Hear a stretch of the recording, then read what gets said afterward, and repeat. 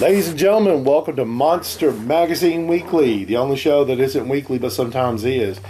I'm Vance Capley. I got Ricky Blaylock, David Walker, and joining us from Harwood, California once again is Slim Carity.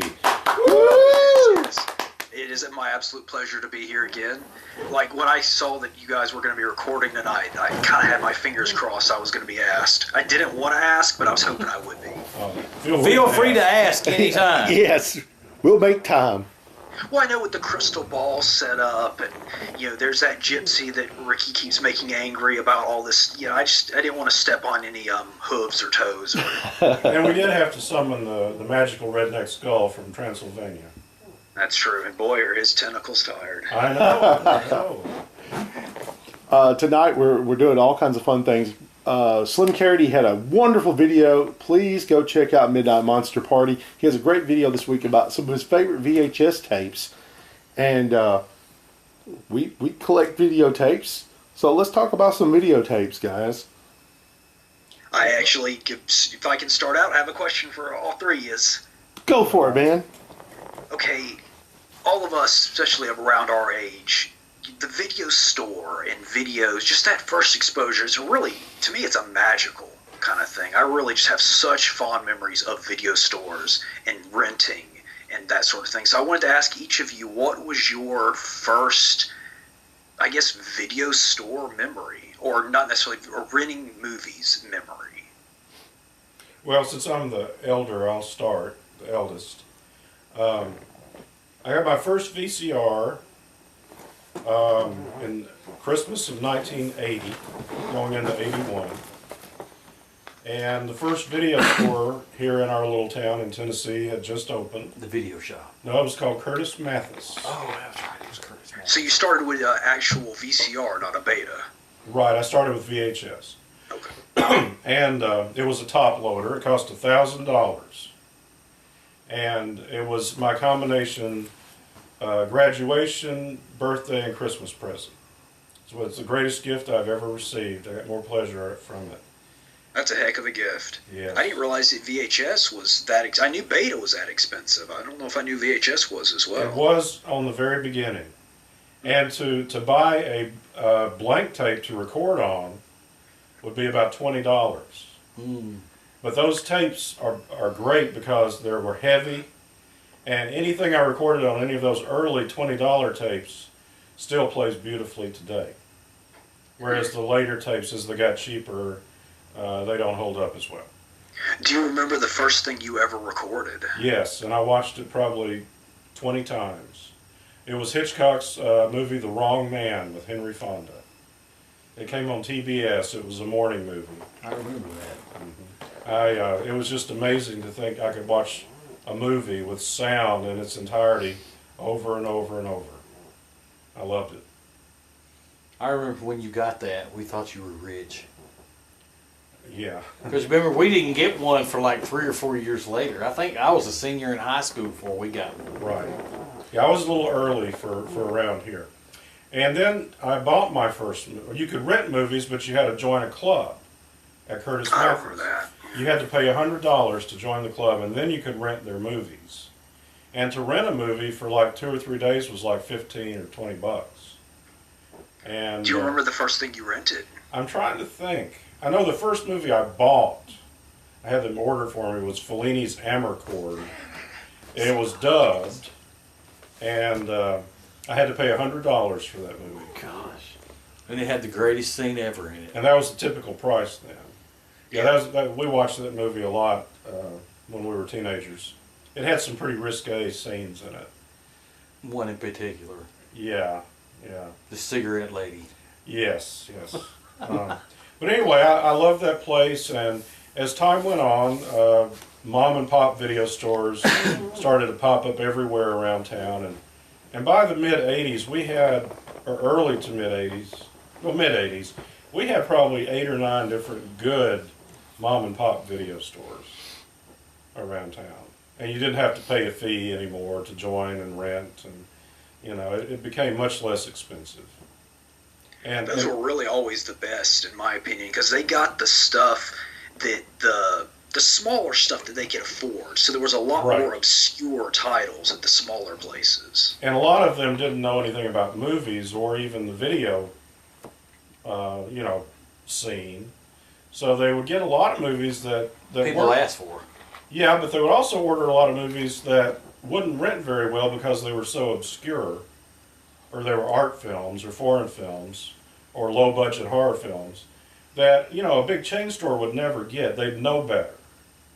And for a film nerd like me, that was it created a lot of treasure hunting. For sure, for sure, for sure, for sure, for sure, for sure. And a lot of treasures were found. Okay, I'll turn it over to Ricky. Ricky's next in line. So we're going kind of by order of least hairiest to Harriet? I think we're going in order of age, descending age. Sorry, folks, that was a joke, an inside joke that we're not going to explain. I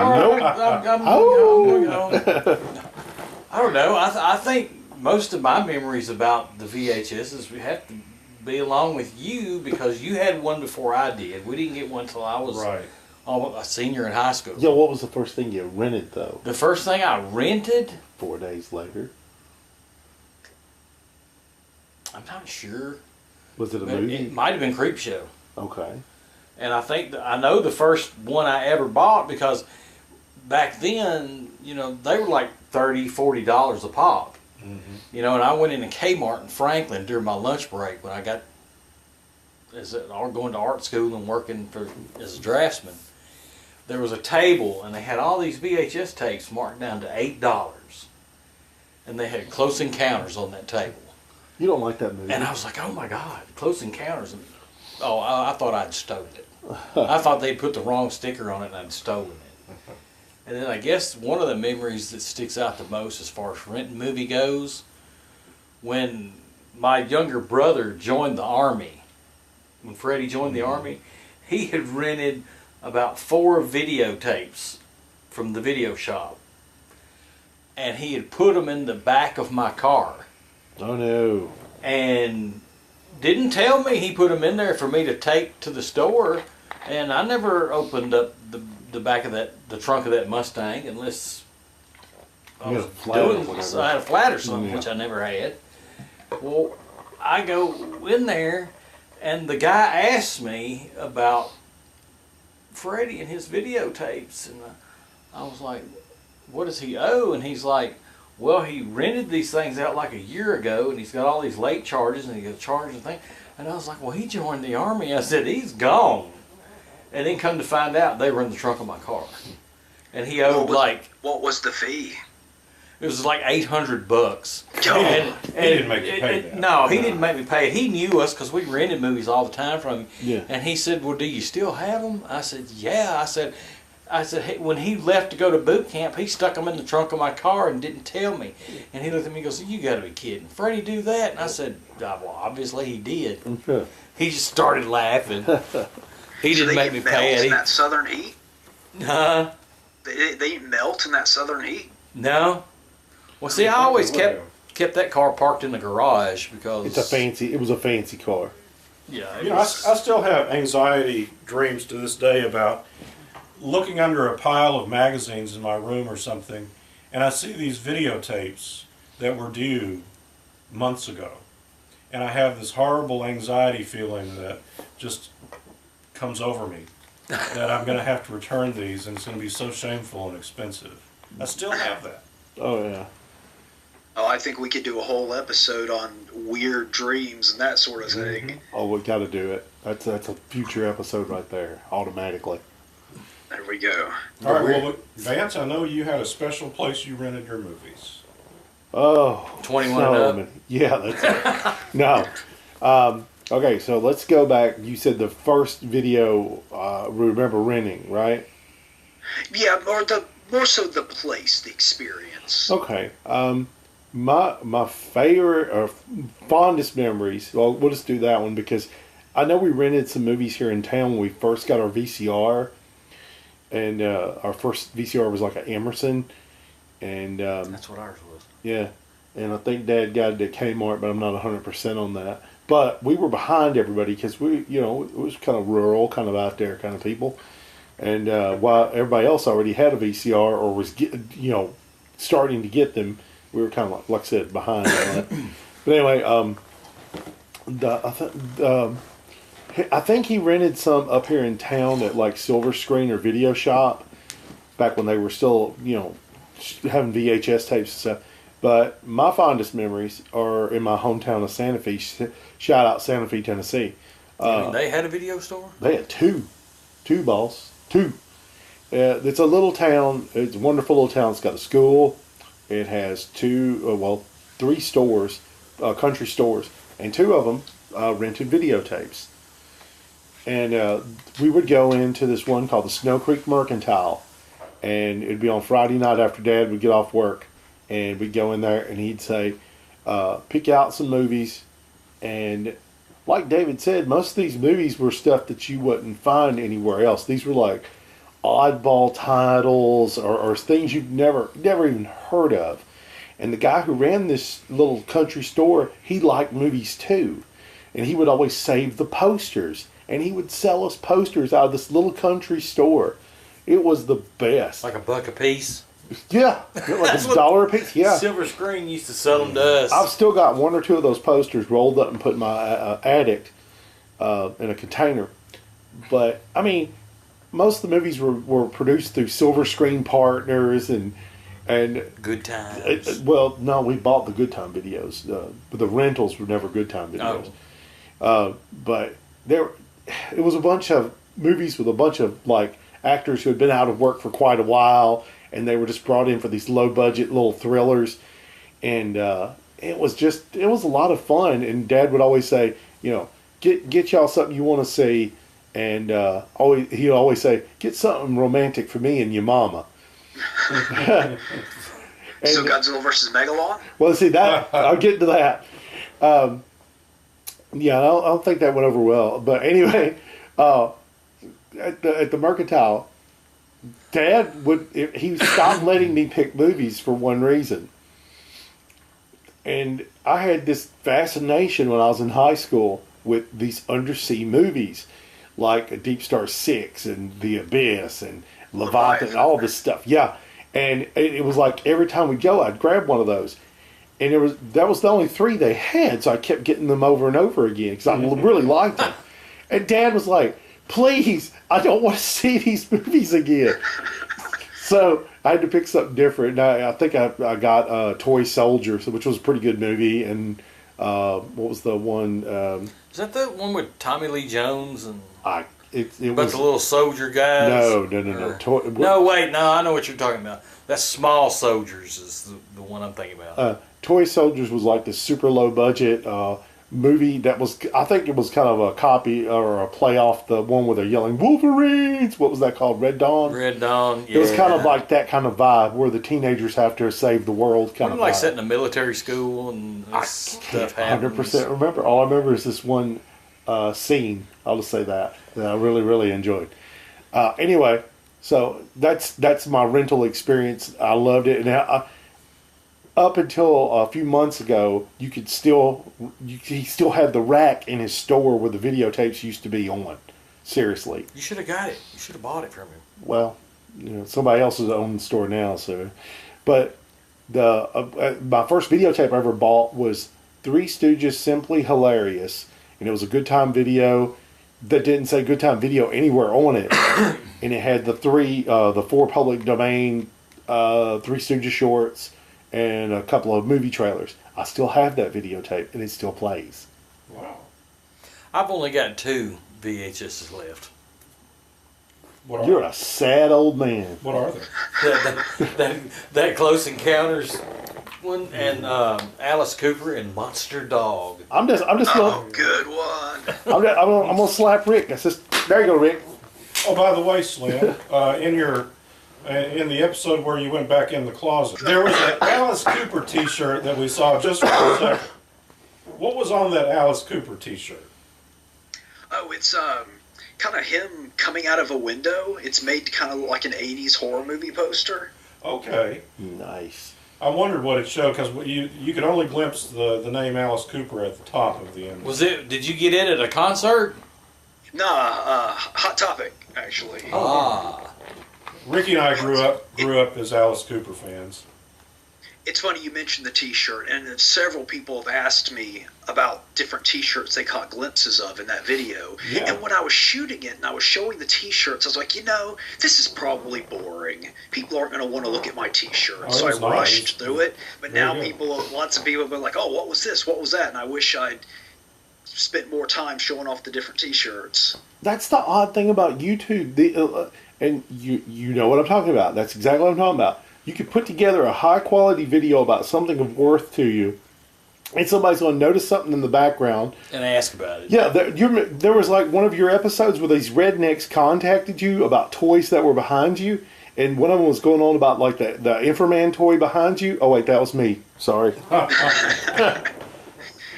So tell us about your first video store experience. Okay, well, mine's actually a two-parter, and it's going to be long, so strap in. All right.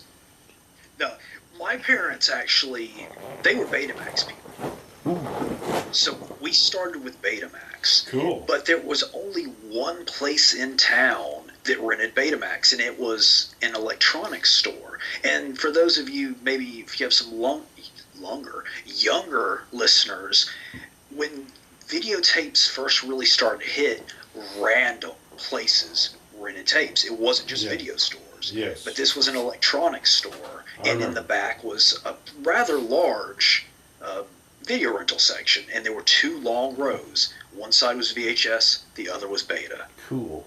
And we would always go in and get the betas, but very quickly beta started to fall by the wayside, and that section started shrinking, and they stopped getting in new stuff. And I would always look over with the sad little puppy dog eyes at the better looking VHS tapes compared to the dwindling beta section that I was stuck in. But I do remember the very last beta tape we ever rented. I forget the exact name of the movie. Hopefully one of you guys will know what I'm talking about. It has time in the title. I forget what, but it's this weird movie where this family goes out to this house in the California desert, and all this bizarro stuff starts going on. Like, there's two stop-motion monster aliens battling outside at one point, and there's this weird cartoon pyramid thing appears. Does that ring any bells? I remember a movie that played at the local drive-in in the early 80s. It was something like Where Time Began or something of that nature. Yeah, something like that. It's something time. I bet that's it. It had flying saucers, and I mean, just this huge melting pot of random weird stuff going on and happening to this family out in the desert. Cool. I think Ricky's Googling it right now. Yeah, Ricky's looking it up with his modern technology.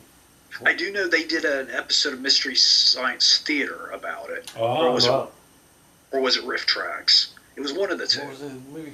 Try When Time Began. Or Time Forgot?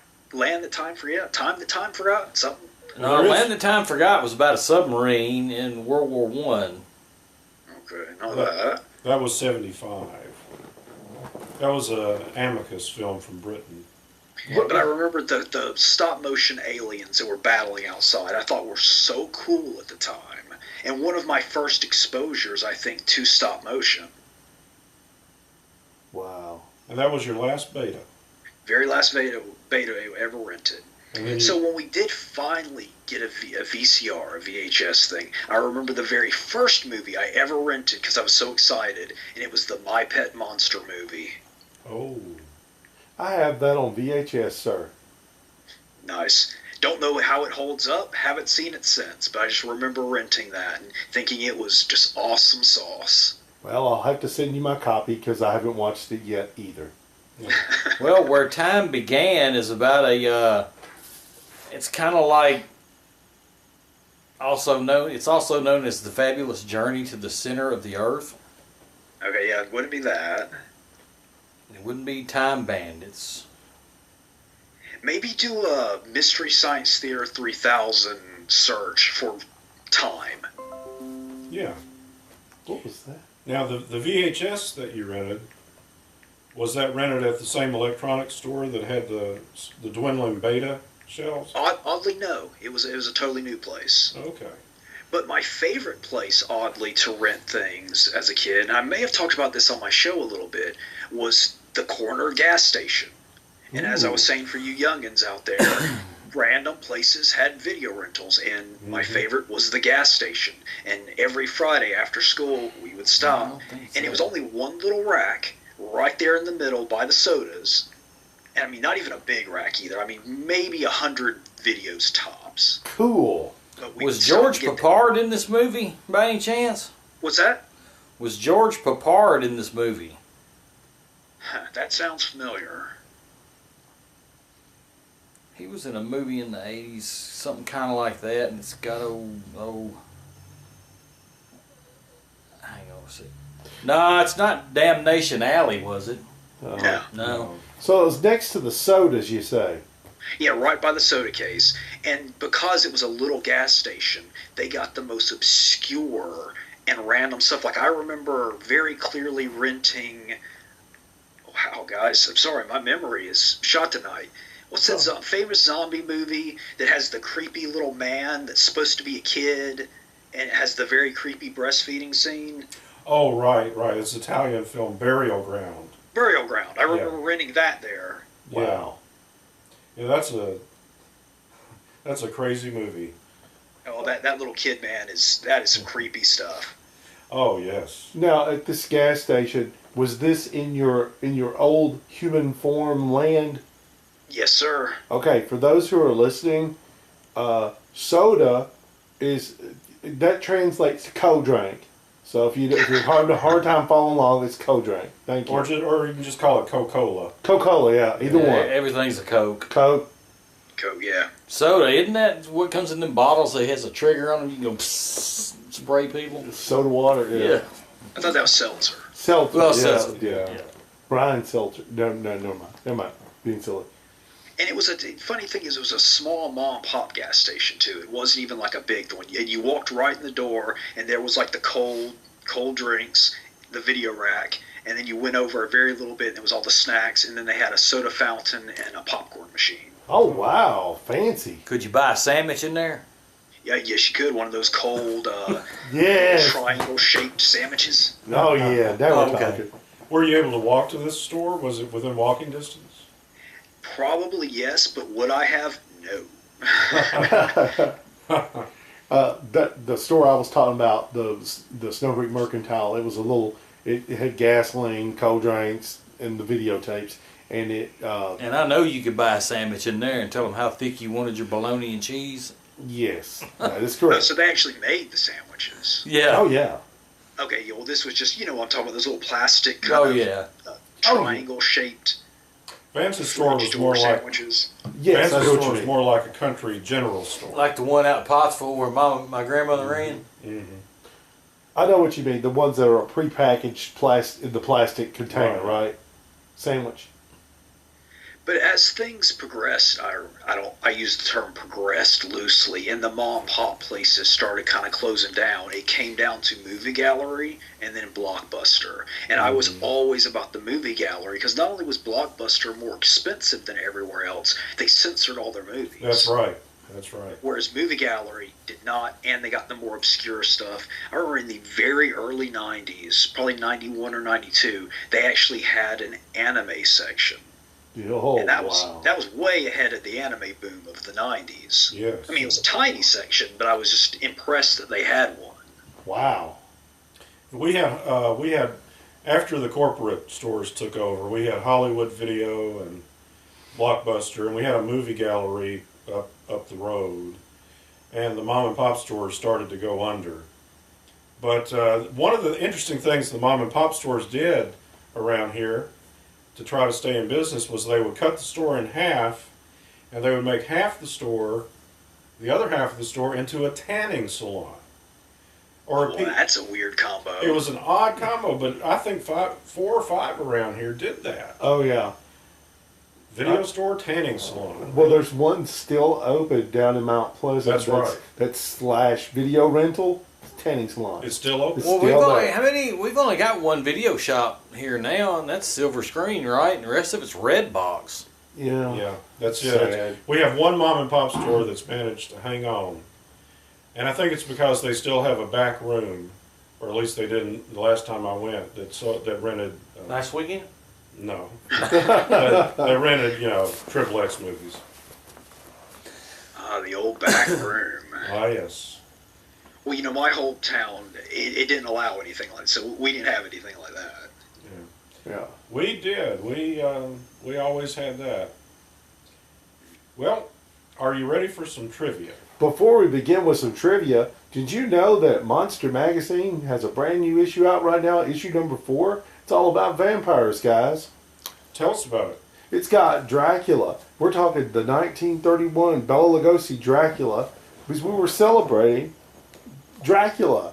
And in this issue, you can also see John Carradine, you see Christopher Lee, and you see so much more good fun, which is available. Monster Magazine number 4 is available at VanceCapleyArt.com, Lulu.com. It's located at IndiePlanet.com. If you're in the Columbia, Tennessee area, stop by G-Zane Guitars and Art. They got it up there.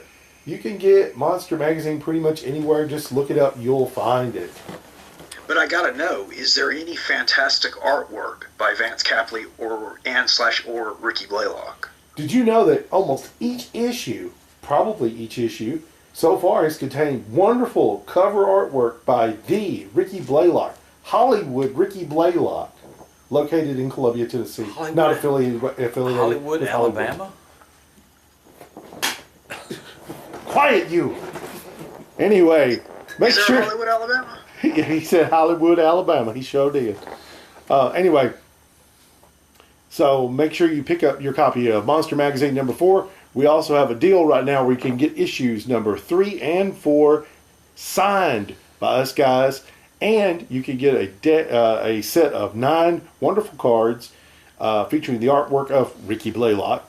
And it's a nice price. You can check it out. VanceCapleyArt.com is where the deal can be found. You can also look for Monster Magazine on Facebook, and look for Monster Magazine 2 on Twitter, and you can contact us through that, and we can give you all the particulars and information to grab those wonderful things. And then we got a deck of cards featuring Ricky's artwork, and you got to make sure you get these. It's a limited edition set.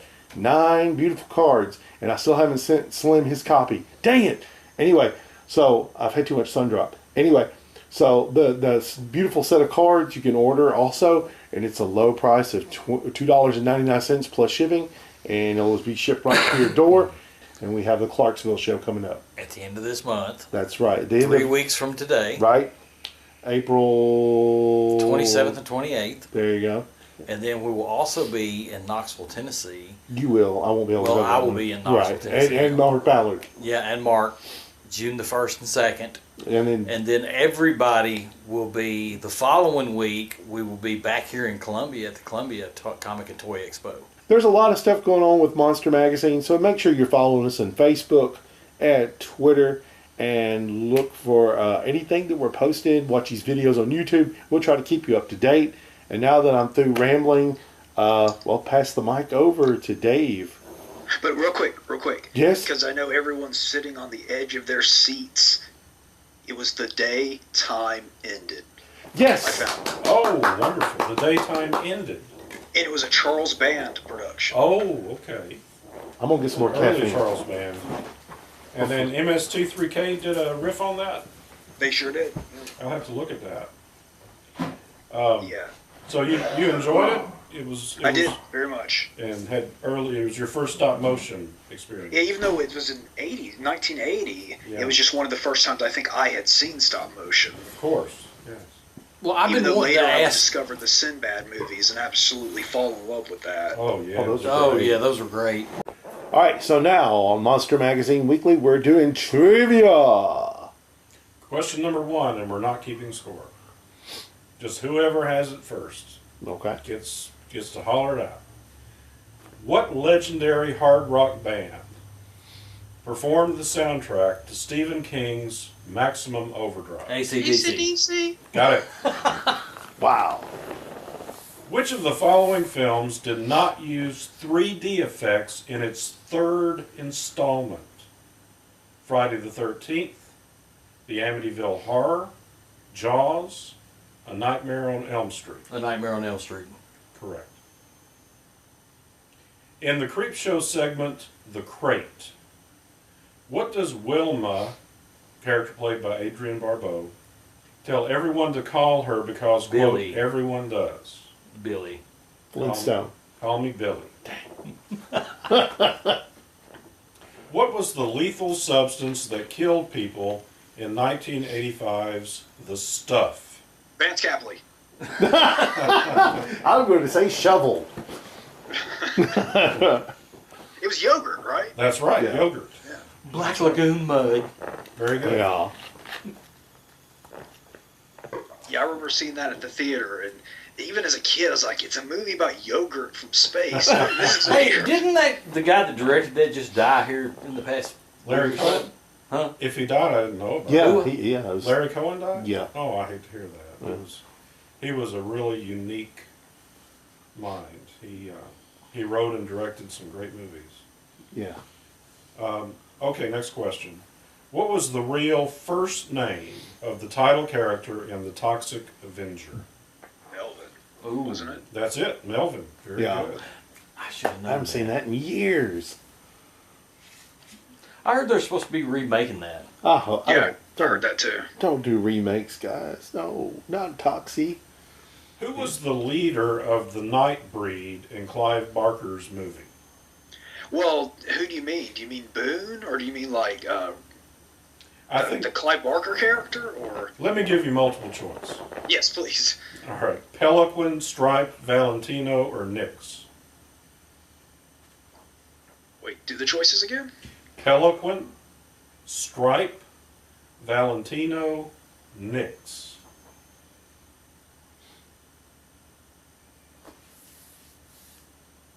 I don't know. Cricket noise. Yeah, I'm drawing a blank, and that's my second favorite movie. I'm going to say Paladin. Well, I'm just going by the book here. It's been so long since I've seen the film. I saw it in the theater when it first came out. The answer they give is Pelican, Pelican. but I don't. It could be. Okay, well, that's that. Where are you getting this trivia from? It's a book I ordered called 666 Hair-Raising Horror Movie Trivia Questions. Well, then I gotta just argue with that book, because Pelican certainly wasn't the leader. Okay. I accept that and I apologize. Yeah, no problem. You guys have all seen Nightbreed, right? I haven't seen it in a long time. I haven't seen it in a long time.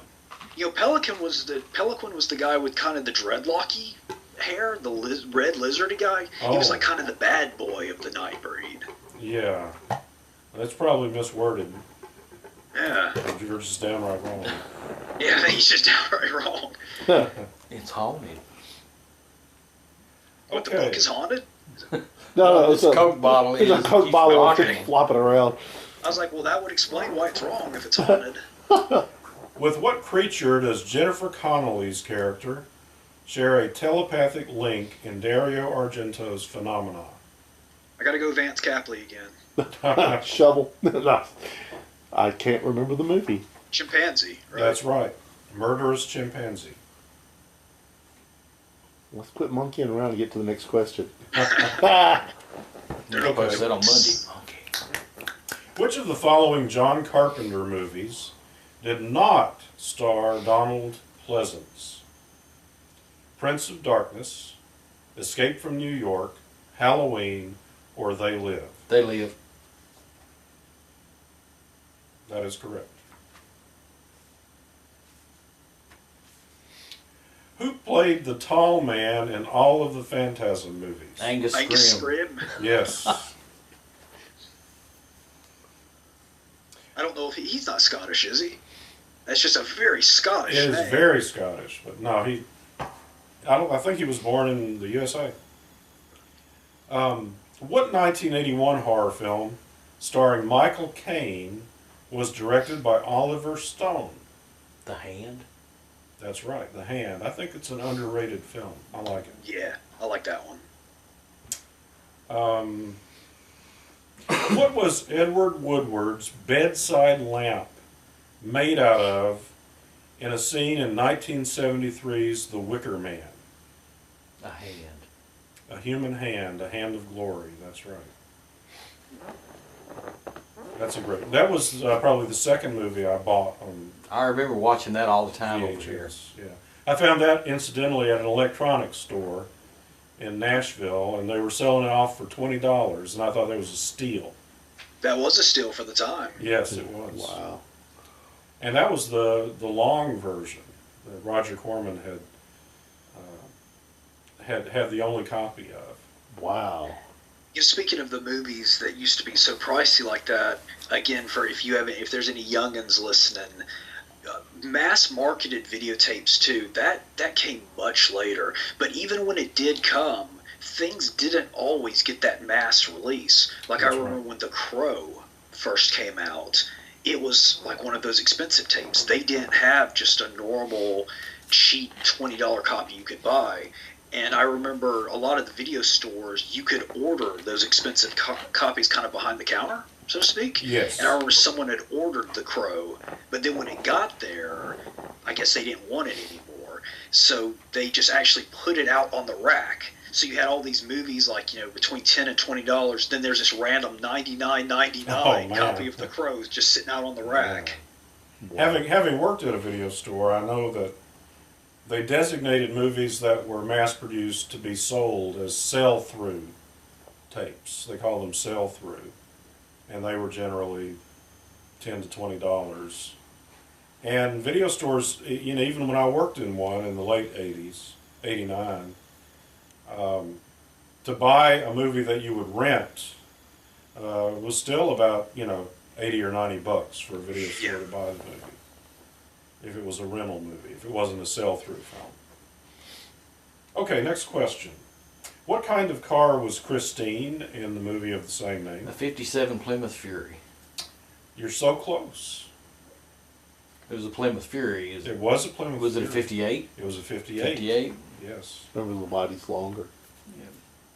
Still, Rick, you're killing it, boy. What Buddy Holly song was played in that movie?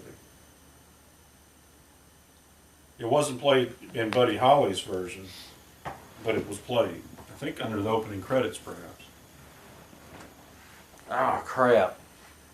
I never heard that song about Buddy Holly. Yeah. Not Fade Away. Oh. I knew. Should have known that. Because I've got that album. Yeah. That was one that I think I've only seen once, so I'm not overly familiar with Christine. It's I've not, seen that movie about 1,000 times. it's not one of Carpenter's best, but it's kind of fun. I still can't get over he thinks his biggest flop was The Thing. I think he's just talking about the fact that it didn't make much money when it first came out.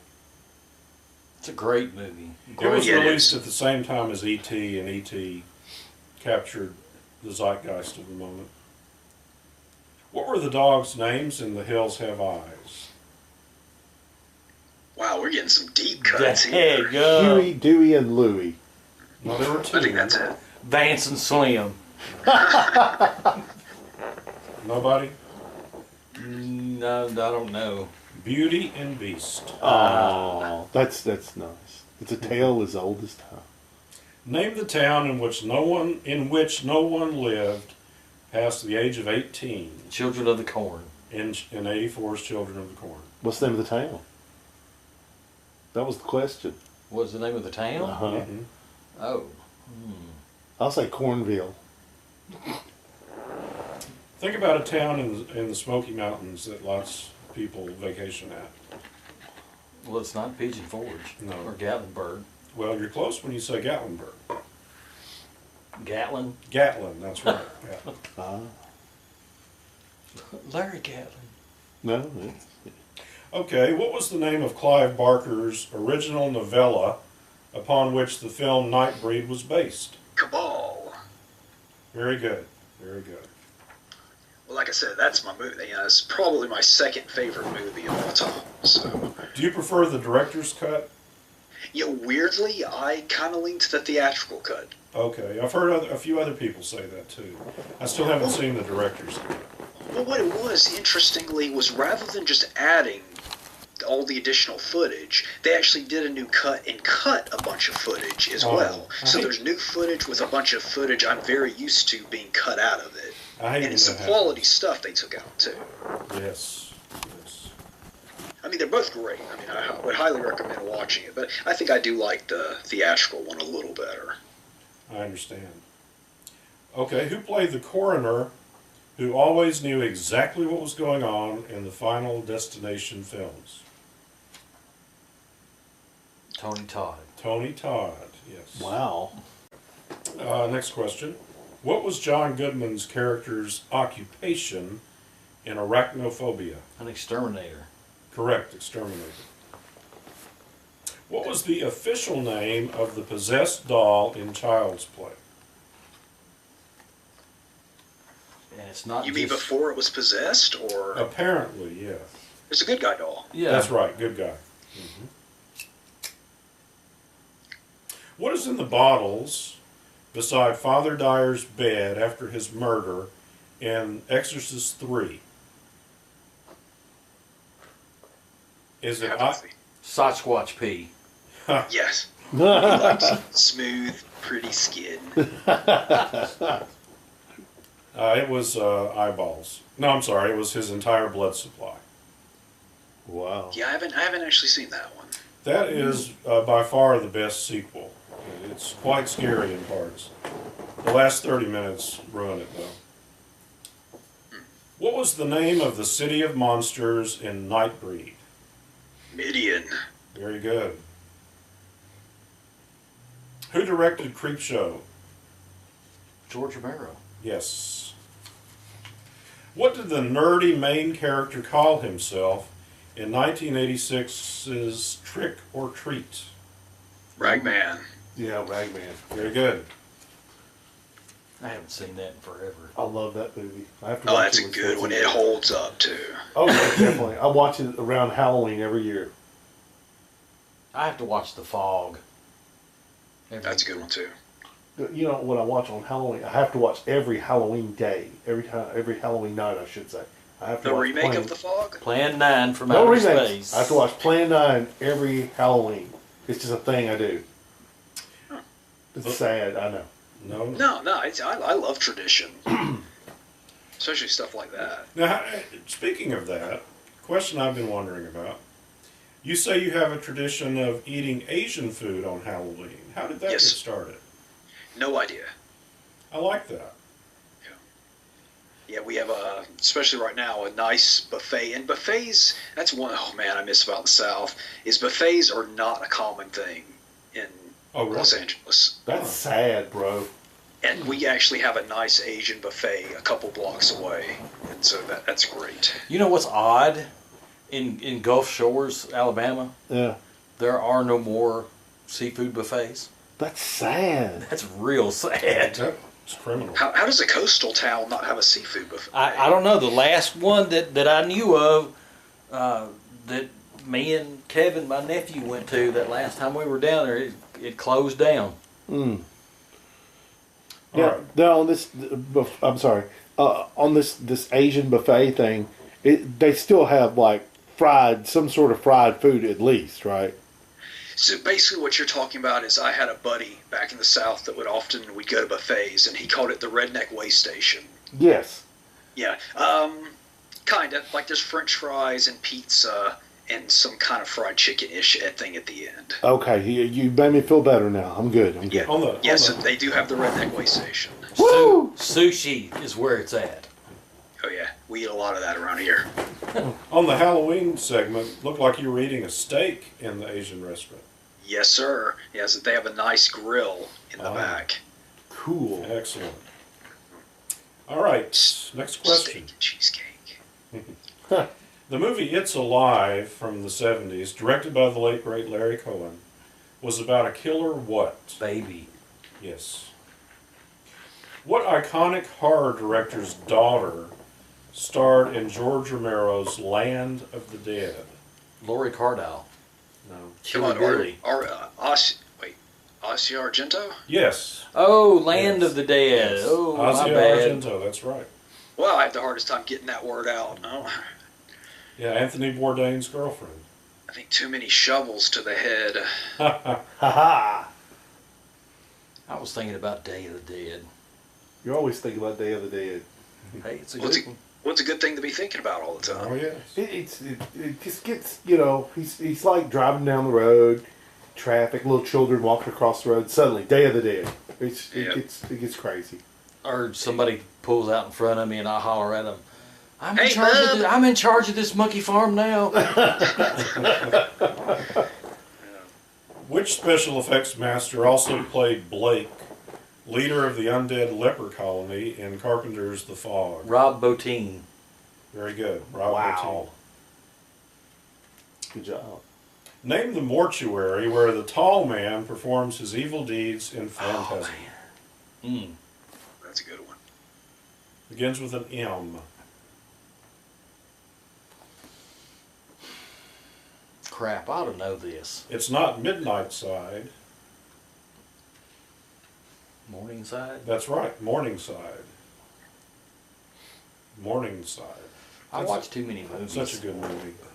Speaking of Day of the Dead, a little piece of trivia that I'm sure Ricky knows already, so it's probably no point of even telling it. But did you know that Greg Nicotero, who's a famous makeup artist and he has a lot to do with The Walking Dead, is one of the soldiers in Pilato's group? Yes.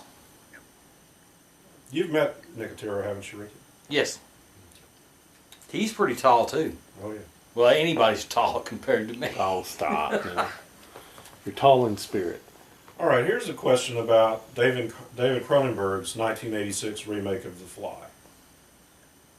When Dr. Brundle first shows Ronnie his telepods, what does she think they are? Ooh, it's been a long time since I've seen that one.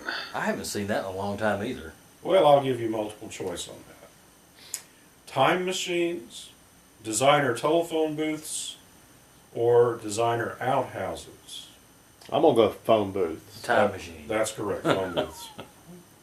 Yeah, that's an interesting case because very often when it comes to remakes and versus the original, and don't worry, calm down, Vance. This isn't a pro remake. Don't worry. But when it comes to it, it's often I think what you saw first can often be the one you just prefer in a lot of cases. But that was a case where I saw the remake of The Fly years and years and years before I saw the original.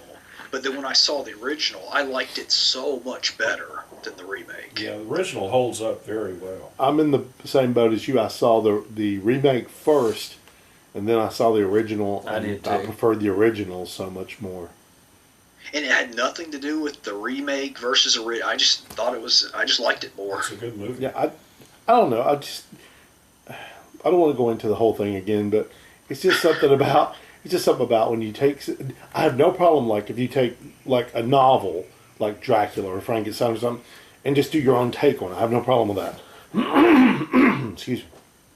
But it's Okay, like, well, how about this then?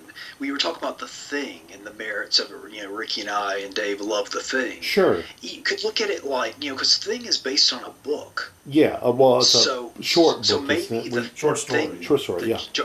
John Carpenter one is more just another adaptation of the book, more so than a remake from The Thing from Another World. You know That's what? correct. I'm gonna go with you guys on that. I'm gonna try Does it that make out. you feel a And little better? I feel a little better, guys. Thank y'all. Yeah, in fact, Y'all are awesome. Carpenter's version is much more like the original You guys are story y'all are my than- personal golden than the Howard girls. Hawks produced film. I mean, they're both great. Yeah, Yeah, agreed.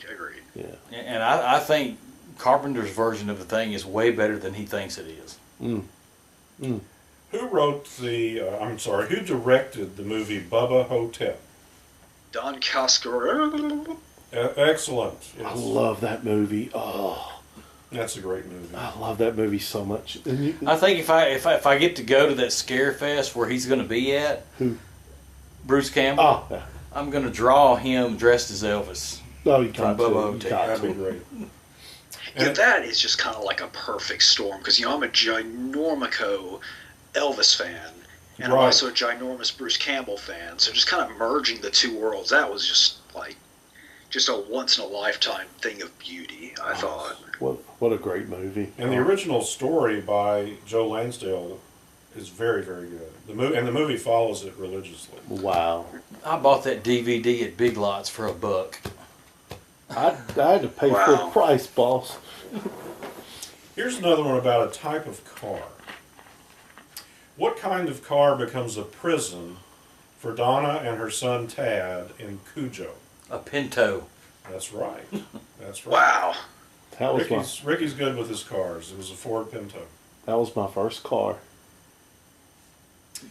Which of the following reality TV stars starred in the 2005 remake of House of Wax? Honey Boo Boo, Kim Kardashian, Paris Hilton. Paris Hilton. Yeah, I was going to say Paris Yes, Hilton. Paris Hilton. Yes. That's another one awful. where I saw the remake first and just saw the original fairly recently, and wow, I mean, no comparison. Oh yeah. Now, House of Wax was a remake of Waxworks. Is that right? The Mystery in the Wax Museum. Well, which was just so behind that would be then Waxworks comes behind. I didn't think Waxworks. There was like a German silent movie called Waxworks. Yeah, but I didn't think it was related. And there's a newer movie called Waxworks. Yeah, but I'm not talking about that one. Yeah, That's a favorite of mine right there. the one with Waxworks. With David Warner. Yeah. Oh yes, yes. Did you see And that's David? actually my favorite screen werewolf is the John Rhys Davies werewolf from Waxworks. I think that's just a phenomenal Oh, werewolf. that was cool. I've met him too. I've got a DVD He's that awesome. has both of those movies on it, but I've not watched them yet. Like ever, or just since you got the DVD? Ever. But I've heard good things about the first one anyway. I haven't seen the sequel. Sequel's more of a comedy, Okay. and there's a Bruce Campbell sketch because it's kind of broken up, which is priceless. I mean, if for nothing else, the Bruce Campbell scene is worth it. Okay. Maybe we should watch those soon. Kind of like the Betty White scene in Lake Placid. Yeah. That makes the whole movie. What animal did Willard like to play with Rats. in both the 1971 film and its 2000 remake? Chickens. No, it was rabbits. Who wrote the book upon which the original Amityville Horror was based? Ricky, you should know this because it's Jay Anson. very good. Yes. That book is That come book under a lot scared the living daylights out of me. of criticism More for than being- once. for being a Well, now they're A saying. fraud. Yeah, I was fixing to say now they're saying it's fraud. One of the creepiest pictures I've ever seen is one that was supposedly took inside that house. yeah. I've seen that picture. It creeps me out It every is time I look scary. at It is it. a very scary picture. What famous rapper starred as Desolation Williams in John Carpenter's Ghosts of Mars? Wasn't it Cube? It Ice was. Cube? It Ice was Cube. very good. You know, it's funny. That movie's actually a rare exception because I kind of have this rule that, or not a rule, just something I've observed that if a movie, especially a horror movie, stars a rapper, it's gonna be bad. Yeah. But that's kind of an exception. I thought that was a pretty good movie. I've never seen that. I'd like to. What was Reggie's? What kind of truck did Reggie drive? Ice cream. Okay. Dang. In Well, that was Phantasm. quick. Yes. Yeah. Woo. All right, Dang it. Slim. Here's one for you. Yes, sir. In Rob Zombie's Lords of Salem, what does Heidi receive in the mail, subsequently unleashing evil on the world? Record. Very good. Very good. I should let you finish because the people listening are like, oh, yeah, record. Yeah. Is Rob Zombie one of your very favorite directors? Yes. What's your favorite Rob Zombie film?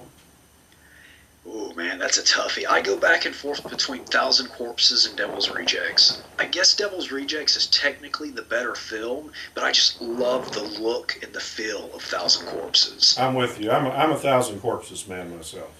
But though, honestly, I think my favorite, if you count as a film, would be Super Beasto. That's a fun movie. That's fun. Yeah. What about, how did you like 31? I thought it was pretty good. Well, ladies and gentlemen, I don't mean to interrupt. I'm sorry. Once again, the battery is running out on the camera. So we're going to conclude on this episode, sadly. We're going to keep playing. We don't give a crap.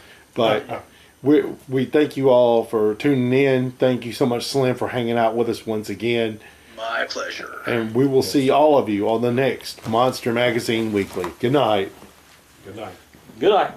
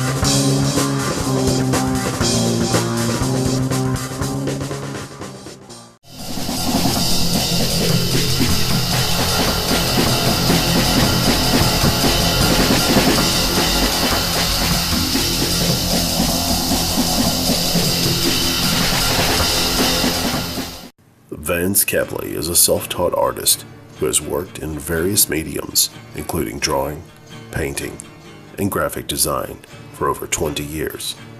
He now has his designs here on TeePublic. Old school, unique, stylish. He is also available to help you with your original TeePublic designs. Make sure you visit Vance Kepley Art 1972 at teepublic.com. You'll be glad you did.